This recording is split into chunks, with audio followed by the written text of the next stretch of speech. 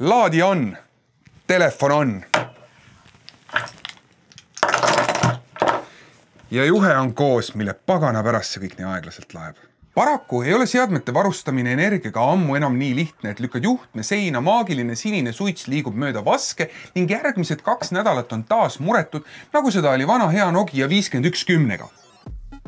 Laadimine koosneb 3 komponendist. Laetav seade, soolikas ja laadija. Seadmel on maksimaalne võimsus ja meetod voolu võtmiseks. Kaabel on nagu toru, mis määrab palju elektrit läbi mahub. Laadija annab nii palju, kui seade küsib ja kaabel lubab. Tavalised USB-pordid annavad välja 5 volti ja 1 ampri, mis on piisav nutikellade ja nööpklappide laadimiseks. Kuid suure akuga tahvlit laed selle küljest terve päeva. Nüüd tahaks selle aja tõmmata umbes poole tunni peale. Appi tõttab kiirlaadimine. Energia liigutamiseks tuleb tõsta kas pinget või voolutugevust. See omakorda tähendab kas siis tõstmist 5 voldi pealt 9, 12 või rohkemagi peale ja amprite tõstmist näiteks 6-ni, mis annab kokku lihtsa valemiga amper korda volt 30-vattise laadimise.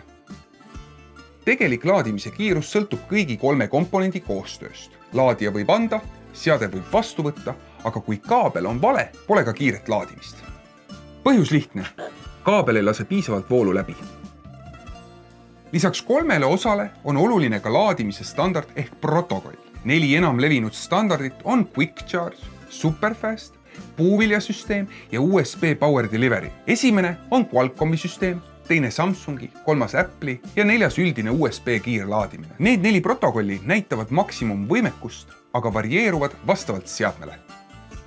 Juhul, kui sul on aega ja huvi, uuri välja oma seadmete laadimisstandardid ja vooluteemaline võimekus ning vali laadija, mis oskab suhelda kõigi su aparaatidega. Standardite ja vastuvõetava särtsu info saad tootja kodulehelt, moblade puhul kõige lihtsamalt GSM Arenast. Siinkohal arvesta, et mitut standardit toetav laadija võib üheotstarbelisest versioonist siiski aeglasem olla. Juhul, kui aega ja huvi vähem, võtab tootja ametlik kaabel ja laadija.